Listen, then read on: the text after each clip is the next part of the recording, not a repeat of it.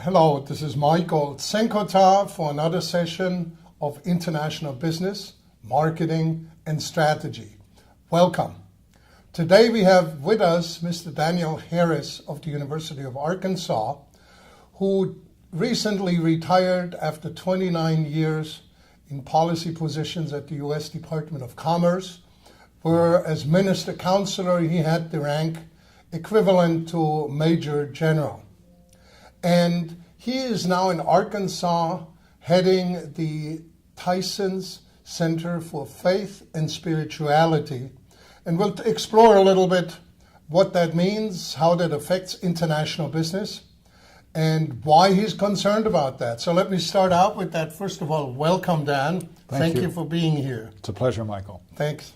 And tell us a little bit about this faith and spirituality. It's sort of unusual as a topic.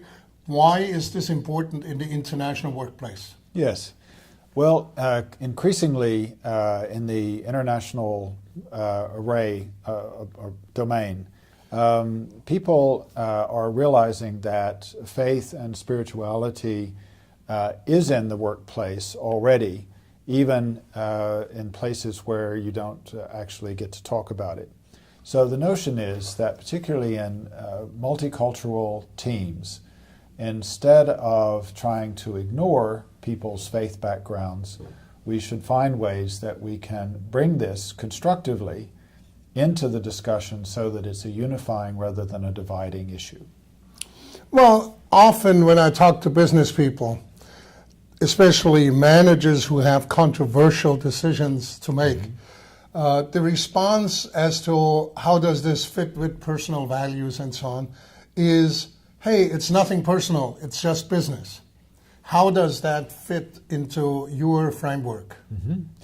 Well, I think it's always a matter of the whole person. In other words, even though you can forbid people from talking about a certain issue or for bringing a certain part of their personalities into the workplace, it's still there. And so the notion that you can somehow create a firewall between who I am and the way I work in the workplace, I think is fictitious. And an important part of what we have lived through in the United States in the last 50 years is to say diversity is not a bad thing, it's a great thing. And so we want people to be able to operate with their gender, their ethnicity, their sexual orientation, their disabilities.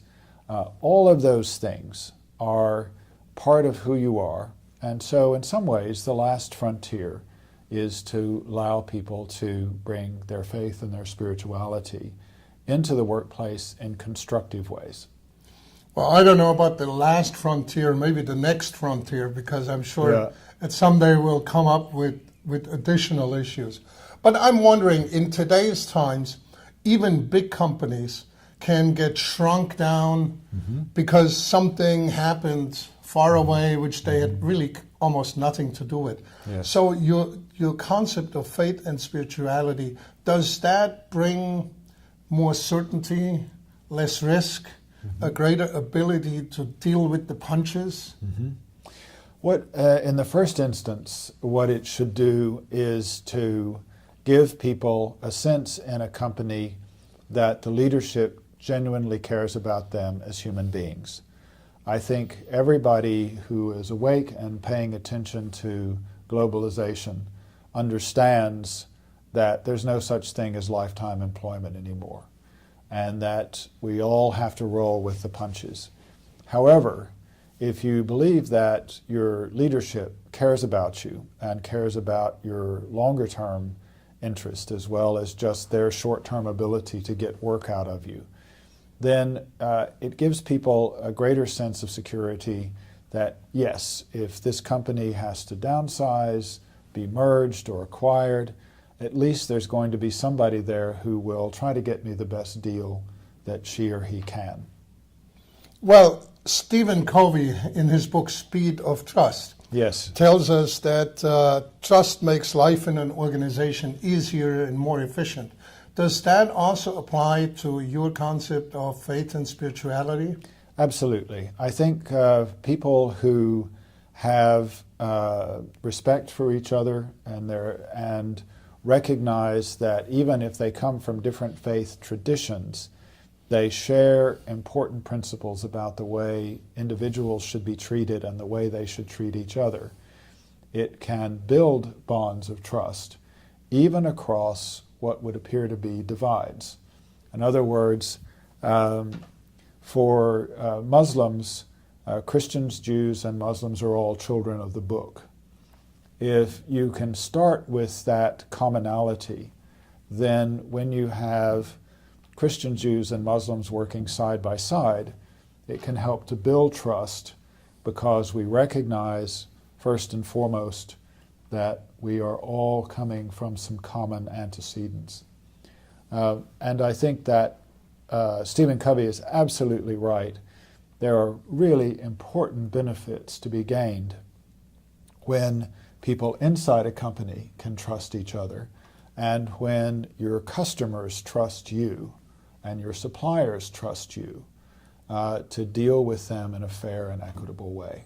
Now, some claim that customers are getting more hostile, more demanding, more upset. Could your concept help there as well? Yes, I think to the extent that what you bring to the workplace is a whole person who has a genuine set of ethical values, and that the company itself also has values that are more than just public relations statements.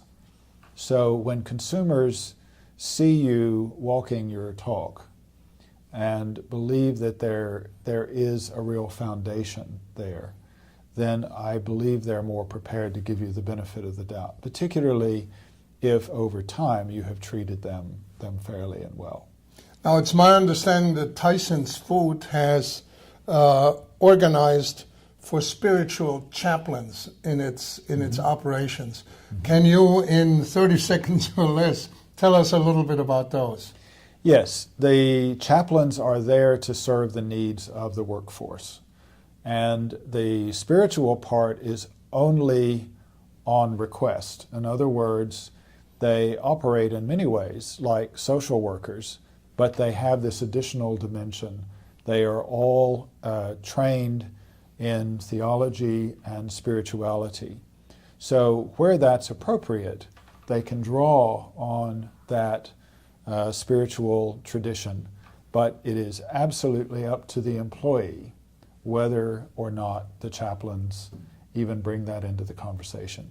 So faith and spirituality, the new direction to take in order to make the workplace better, more efficient, and all our lives also more tranquil.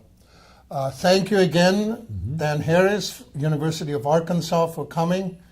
He's the head of the center, the Tyson Center for Faith and Spirituality. I'm Michael Czinkota. Thank you for joining us.